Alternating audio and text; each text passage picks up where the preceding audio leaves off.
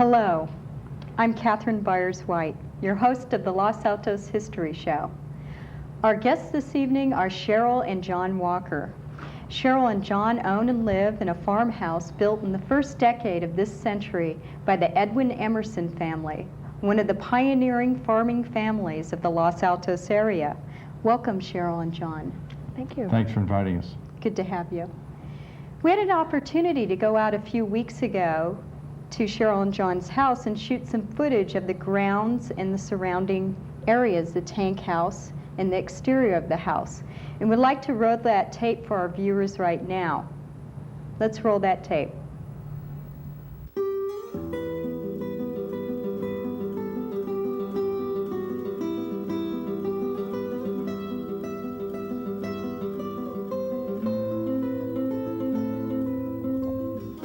We're here in front of the old Emerson house with Sherrill and John Walker.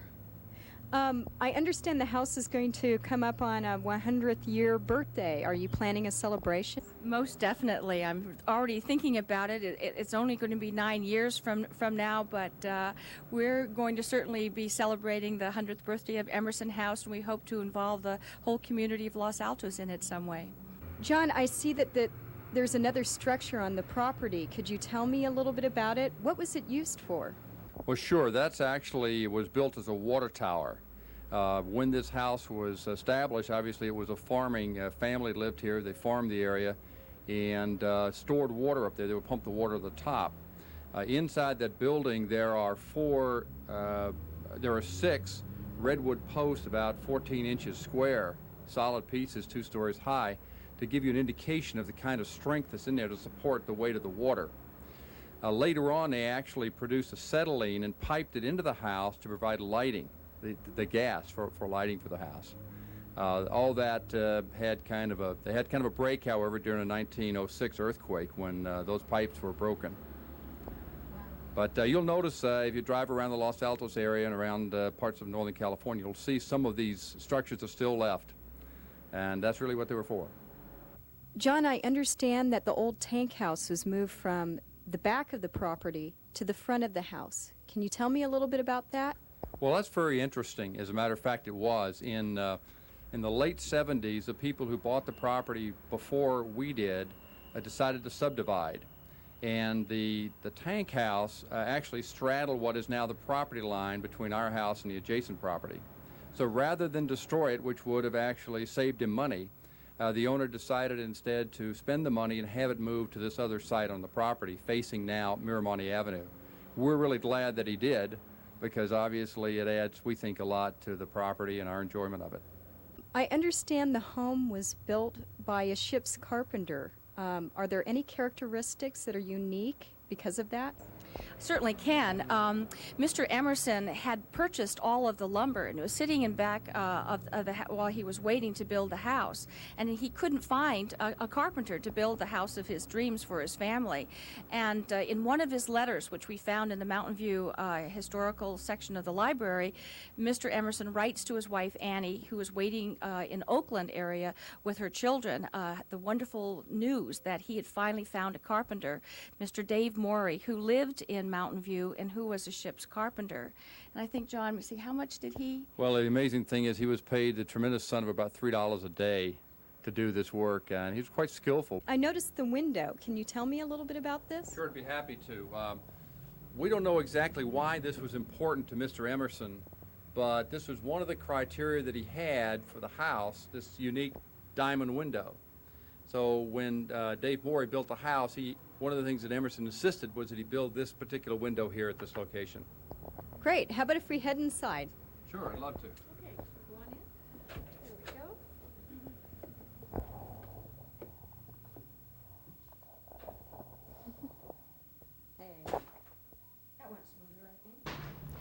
The beauty that surrounded this home is gone forever.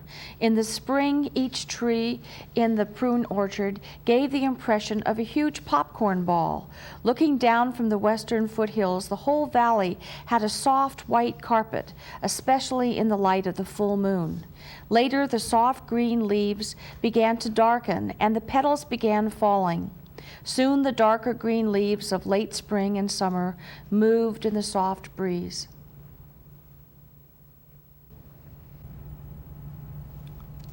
Sherrill and John share a love for football and actually met at a Stanford football game. Besides your interest in football, I understand you're both very interested in antiques and historical homes. Could you tell me a little bit how this interest in restoration began? Well, I guess I'll answer that. Basically, John was raised in Atlanta, Georgia, and he loved the history of the South and loved the antebellum homes. And when we met, that's one of the many interests that we shared together. In my own family, my grandmother had a pre-Revolutionary War home that she completely restored. My family had a historic home, and for the past 30 years, my own family has been very active in restoring and bringing to light the Mission Inn in Riverside, California. That's wonderful. John, I understand you're an entrepreneur, and you've started 2 companies and now had a company called the Executive Group, Right. which assists executives in learning leadership and management skills. So it sounds like you're no stranger to taking on big projects. But when you walked into the home, how big of a restoration project did you walk into? Well, it was like it was like a constant Murphy's Law, really. It's interesting trying to do an older home because you want to retain the character and the beauty and the spirit of it in a modern age when plumbing, threading is different and fixtures don't fit the same way, and the standard way homes are built now weren't done that way. So it really was frankly, a much bigger project than we thought it would be. Full of surprises as we go along, open a wall and whoops, there's something you didn't expect. I can imagine. Yeah. A lot of love went into it from Sure. what I saw.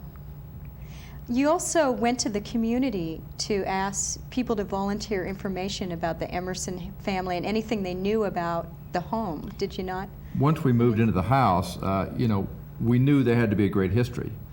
So Sherrill, as a history teacher and lover, I said, Sherrill, find out. There must be some people around who know. And she did a fabulous job. It was absolutely incredible. When we first bought the house, we kept on saying, well, there must be a history to this house. And nobody could come forward. The real estate broker, we called people that we knew beforehand. So after this challenge that John had given me, basically I must have made 50 telephone calls and was finally, through the help of the community, able to find Miss Emerson to actually meet the 83-year-old then daughter her father had built the house. And she said to me, the house was built with a spirit of hospitality. They just opened their hearts to the people all around them. And she was so wonderful to share pictures and history and documentation. Subsequent to that, once there was an article in the Los Altos Town Crier telling about that, and that we were interested in reaching out to the community and asking their help. The telephone literally for 2 or 3 weeks didn't stop ringing with people calling and saying they remembered it when it was a convalescent home, or families that had grown up and could share their experiences growing up there. And so based on Miss Emerson's wonderful generosity of sharing material with us as well as the community, we really have been able to compile a wonderful history of the old house. Well, let's go back a little bit in time. I understand the Emersons were established in America in the early part of the 17th century. Is that correct? Right. Yes.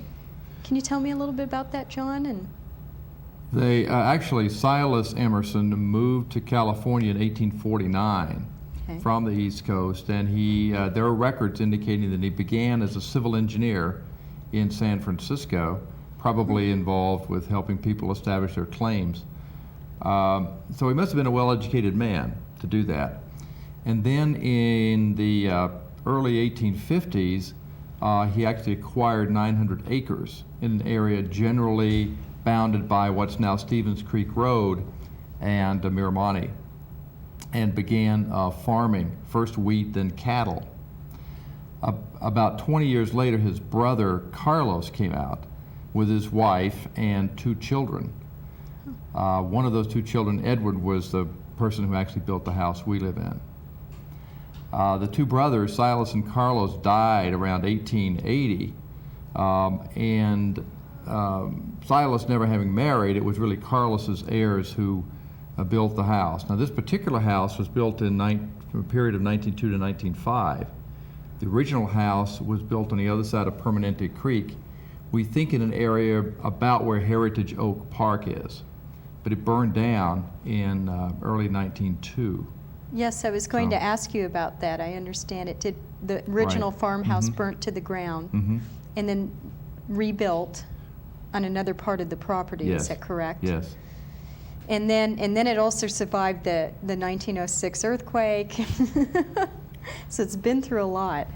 Miss Emerson actually, when she came and visited the house, told the story of how she remembers experiencing the 1906 earthquake, and she showed exactly where she was and how she tried to get down this narrow hallway to get into her parents' bedroom, which is actually my husband's and my master bedroom, and how she could look out and see the barn behind the house, and just see the barn shaking and the house shaking, and yet it was wonderful. The house did not suffer any severe damage then, and we're proud to say in the 1989 earthquake, no damage again. We were very lucky. Well, it definitely speaks to the structural integrity of the house and how well built and what work went into it.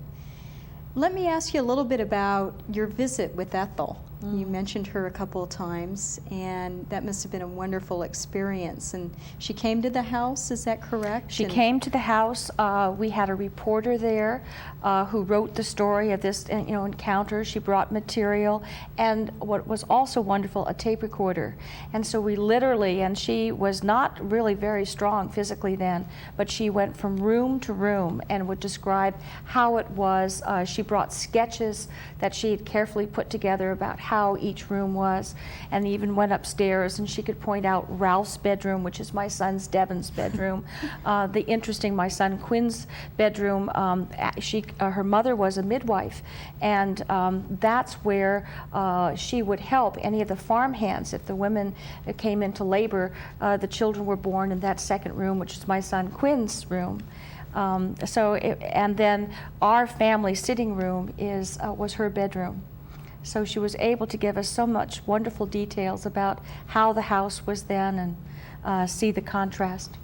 Well, her ancestor, or is it her father, right? Edwin Emerson? Now, he was an entrepreneur to some extent himself, like yourself, John. Can you tell me a little bit about why he would subdivide the property? And I understand he did that, and what his motives and might have been behind doing that. Well, actually, it started in the early 1890s. He petitioned to have a road put in, which was Emerson Road, was approved in 1892. It's now called Covington Road. It was changed in the 50s. To connect to San Antonio Road, to be able to take the fruit from this area to San Antonio, where the packing houses were, which he helped found. And this was in concert with a more general promotion, really, of California as an orchard farming area, fruit farming. And seizing that opportunity, he actually subdivided the 900 acres into 10 and 20 acre parcels, which was about the size farm that a single family could manage. And thereupon, kept a large portion for himself. Now, I understand, too, everything that the house went through, the people in the house, the earthquake, the house burned down, that they actually ended up losing the home. Can you tell me? That was a tragic story. Yes. In 1920, they had to spend what to then was a lot of money, about $5,000, to drill for water. The water table had gone down. So they took out a loan from the bank. They didn't have the loan paid off when the Depression hit, and were unable to pay the loan, so the bank foreclosed on the property. Oh, no. And dispossessed the Emersons. That's too bad. I understand, too, in being around the property, you found little artifacts as well. Can you tell me about that? Well, we're always finding something. I remember the kids were playing in the yard, it must have been 8 or 9 years ago, and they came in with a 6-pointed star, which we had researched. It was actually a vigilante star from San Francisco around the turn of the century. We think it probably came down with some of the people who were refugees after the earthquake and camped there. There have been other interesting household utensils. Coke bottle. An old, very old Coke bottle. Obviously, instruments used in farming. Leaded window. That beautiful leaded window. Yeah. And the land was farmed by immigrants. And who were they? The people who worked the farm?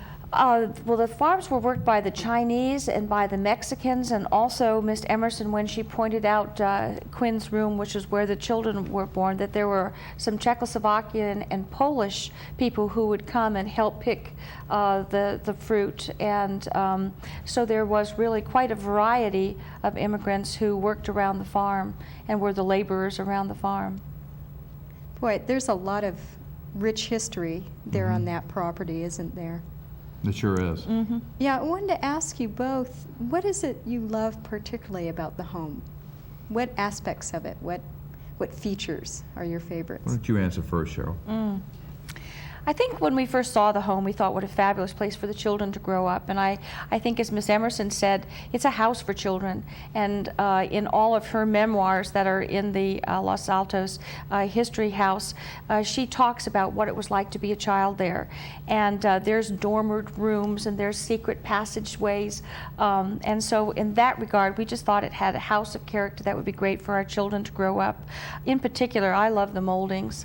And second to that, I guess, the wonderful fireplaces. Nothing's better than to wake up in the cold chill of a winter's morning and turn on those fireplaces, and quickly it takes the chill out of the air and it's very cozy. And how about you, John? Well, I also like the warmth of the home. It has it feels like a place where people ought to live and be happy and share with others, and I like that about it. It's full of interesting corners. Whimsy. Whimsy. It has a feeling that causes your imagination, at least my imagination, to soar about what if we did this, what if we did that. The tank house, which you saw earlier, was one of the things that really intrigued me when we first bought it, the possibilities. And of course, it's been a great place for the kids to grow up. Well, tell me a little bit more about the possibilities. When you went into the home, you saw that there was quite a bit of work to do. Tell me about the restoration process and what you've done, what you're currently working on. Well, there were some real pleasant surprises. The first day we were in the house, I go to work and I come home and the front porch is piled with all this magenta and orange shag carpet, which had been the floor, and Sherrill had uncovered hardwood floors, which were beautiful. We've done a lot of repairing, bringing things up to more modern standards, resurfacing floors, ceilings, walls, a lot of landscaping work, those kinds of things. We have improved. The house has a fruit cellar, which was a subject of Ed Emerson's delight when he was building it. He was very proud of that. And we've recently put a concrete floor in there, and we're making better use of that. Tell us about his letter you discovered. Yes, he wrote this letter while he was building the house, in which he described the cellar as a place why it's so big you could even play football in there.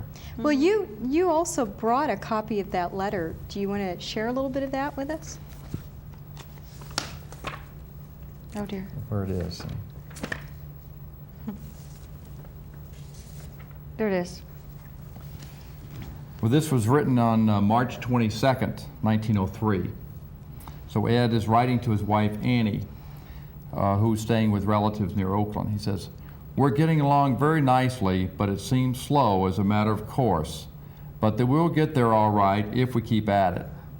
The wall sets as we go along, so there will not be much, if any, delay on account of green walls. The cellar is going to be a dandy when completed. There'll be no better in the neighborhood. 19 by 32. Big enough for a gym for the children to play in when it rains or when the sun's too hot. 8-foot ceiling, high enough for a swing and crossbars, and long enough for a football game." That's great. I just love the pride in this man's writing to his wife, talking about that. Now, when we came out to the home, you had told me that a ship's carpenter helped build the home, which is unusual. Can you talk a little bit more about that? We saw the front window. Any other features within the home? Drawers. There were a number of features. He had difficulty finding a carpenter in those days, and since there was so much shipbuilding in around the Bay Area, eventually he found a ship's carpenter. There are drawers built into the walls in 2 rooms, and these are built with handles and carve out and little notches, much like you'd find drawers on a boat. Clearly some of the molding is handmade, and some of the fixtures for holding frames for the windows are fitted to the windows, much like you'd find on a ship where things are individually done. Yeah. Now, I understand now you're working on the cellar. What are you doing there? Well, we put a floor in there. It was dirt. It was dirt, and we've done some other kind of bringing it up to more modern standards so we can make better use of it. Actually, it's going to be an exercise room for the family, so it's going to be a lot of fun. It's so cool in the summertime, and it's so warm and cozy in the wintertime, so we can see projects going on down there and a workbench and so That's forth. wonderful, wonderful plans. Well, how about the future? You talk about 9 years, I know is a ways away, but talk about a birthday party for the home and involving the community a little bit in that. Could you tell me a little bit about some plans or pipe dreams you have about that? Well, I think our dreams are to open the house and perhaps let this occasion be a focal point for the city of Los Altos to reflect a little bit on the rich heritage that it has. Exactly what format, I think we've got some years to plan that, but our sense is we'd like to be able to allow this event to catalyze some thoughts. Of course, one of our dreams is we'd love to see the name Emerson memorialized in the name of a road or a school, which it almost was once before, and perhaps something can be done about that. Sherrill, I understand you have an extensive background, and to some extent you too, John, in restoration of homes. Can you talk a little bit about that? Well, in growing up in the South, we have a great love, I think, of homes in the South, and particularly antebellum homes. And my mother and I used to visit those in the area and study them and think about what it might be like. But I think Sherrill's had really hands-on experience growing up in a family that's done this. I think also what's interesting is that when it was time for us to come back, and we waited a long time to move back to Los Altos, my husband went sailing. And then he said, as he went off to go sailing, find me a house with character. I want a house with character. And so I found this house, and it was my family's background of extensive historical remodeling of historical homes that almost gave me the confidence to come back to my husband and say, look, I don't know raising 2 small children whether we're really ready for this kind of a challenge, but I found you a house with a little bit of character, and he agreed. But as far as my own family background is concerned, my grandmother had the most incredible pre-revolutionary war home in New Jersey. And as a child, I just remember this incredible home with the beautiful moldings and the rich patina of the floors and the thick walls, and behind the fireplace, the curling stairs that were led up to the slaves' quarters. And so that was my background. And then when my family moved to Southern California, my parents bought an incredible turn-of-the-century Spanish home that was in terrible neglect and brought it back to life. And so I kind of grew up with painters and wall finishers and floor finishers and all. And so It's also, definitely in the blood. Right. Interestingly enough, we were very involved in the city of Riverside, California. Is a city block large hotel. It's called the Mission Inn. And the Mission Inn is absolutely incredible, and we fought for 30 years to help find a purchaser for the inn and to actually see it come back to life, and it's just done that this year. And all of a sudden now everybody is bringing wonderful artifacts back to the inn, and so having this background, when my husband says, look, we've got to get the walls, and the walls have to be mudded smooth, I knew I had to work hard to find somebody who would do that. And truly, I must say, the craftsmen that we have been able to find, and lots of times the projects wouldn't really start on time or as quickly as we anticipated, because the challenge was to find the craftspeople who could come in and actually do a good job. But we found them, and also there's kind of a spirit of love that seems to occur when you get involved in a project like this. And we've had a painter that, you know, will be mindful of our budget and will come at a better time, or he'll say, you know, no matter what, I want to paint the house because the challenge is something that I want to do. And so you really do, once you find the right craftspeople, get an incredible amount of cooperation and sense of caring, which is quite remarkable. Well, John, you had mentioned a little bit about some of the wonderful surprises in the home. What were some of the difficulties in restoring the home? I can imagine it's a huge project, a huge undertaking. It is, and I think we didn't appreciate the extent of it. There are really a couple of different types of drawbacks or considerations, I think, that were we to do it again, or for anyone else thinking about it. One, clearly, are the surprises. The walls you open up and it isn't the way you thought it would be. You start one project and it rapidly builds into others. Bigger. And the projects tend to get bigger and more complex. Clearly that's part of it. Finding the right kind of craftsman adds a challenge, but it's also a reward. Living in a house while you're doing it and taking this time is also something that has to be factored in. At the time that we bought the house, our kids were preschool, and our oldest son developed asthma. So it really limited the way in which we couldn't tear down walls and create dust, and so we had to be quite careful about that. And there were periods of time when it just really was inappropriate to work on the project. It was really time to be with the family and to spend time with the kids. At about that time, I was also starting one of my companies, and as everyone who knows has been involved with a startup, that's very time consuming. So balancing these things out was a challenge. But somehow you did it, it sounds like. Somehow we did it. We really, really want to thank you for having us in your home. Los Altos viewers, this has been a special treat for them and for me as well. Thanks for the opportunity. Much. And good luck to you both in restoring it. It's a beautiful start. Thank you. I'm Catherine Byers-White. Please join us next time on the Los Altos History Show. Goodbye for now.